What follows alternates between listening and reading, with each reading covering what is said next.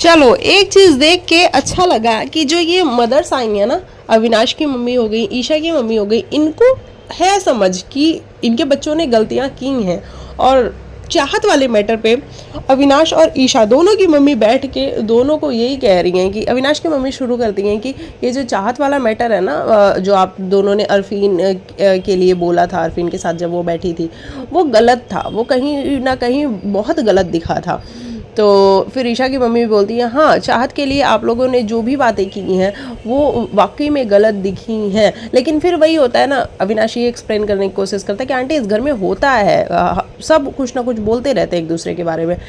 लेकिन अविनाश और ईशा दोनों की मम्मी कहती हैं कि नहीं, बोलते हैं वो तो ठीक है, लेकिन वो भी तो किसी का बच्चा है ना, आप लोग ऐसे कैसे बोल सकते हो। और ऊपर से इस बारे में आप लोग सॉरी भी नहीं फील कर रहे थे, आपने दूसरों से जाके ज़रूर सॉरी बोला है, जबकि चाहत से आप कभी भी जाके सॉरी नहीं बोले हो। कि ठीक है, अगर आपके मुंह से निकल गया या कभी आप अग्रेशन में थे, गुस्से में थे और वो चीज़ उस टाइम निकल गई तो आप एक बार सॉरी बोल सकते थे, लेकिन आपने वो नहीं किया, तो ये गलत बात है। और ये चीज़ मुझे काफ़ी अच्छी लगी कि एटलीस्ट पेरेंट्स को रियलाइजेशन है कि उनके बच्चों ने गलतियां की हैं। और अब ये कह लो कि मदर्स आके बच्चों की इमेज क्लीन कर रही हैं, मैं इस चीज़ को नहीं मानती। मदर्स अपनी मेच्योरिटी के हिसाब से बात कर रही हैं। और ईशा की मम्मी और अविनाश की मम्मी मुझे दोनों ही काफ़ी अच्छी लगी, जहाँ पे वो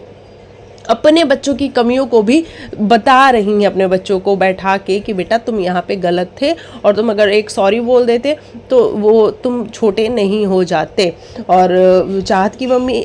की मम्मी ने जिस तरीके से अविनाश के ऊपर एलिगेशंस लगाए, देखो अविनाश की गलती थी और चाहत की मम्मी का गुस्सा सिर्फ और सिर्फ इसलिए था क्योंकि बिग बॉस ने कुछ नहीं किया था। अगर बिग बॉस इन सारे मैटर्स को डिस्कस कर लेते तो चाहत की मम्मी कभी भी इस तरीके से नहीं आती जिस तरीके से वो कल अग्रेशन और गुस्से में आई थी। तो ये चीज़ तो मुझे देख के काफ़ी सही लगी कि एटलीस्ट